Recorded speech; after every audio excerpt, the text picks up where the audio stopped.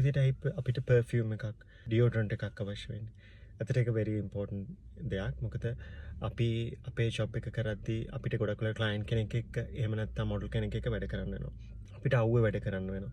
අපිට මහන්සි වෙලා වැඩ කරන්න වෙනවා. අපිට දාඩිය දානවා. ඒ හැම වෙලාවකදීම ඇත්තට අපි අනිත් කෙනාට uncomfortable නොවන විදිහට අපි ඉන්න ඕනේ.